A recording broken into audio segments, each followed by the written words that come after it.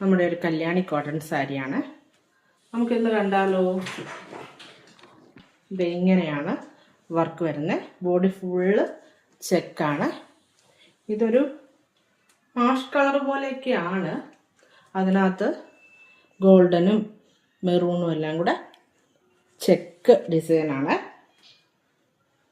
അതേപോലെ ബോർഡറൊക്കെ നല്ല ഭംഗിയുള്ള ഒരു ബോർഡറാണ്.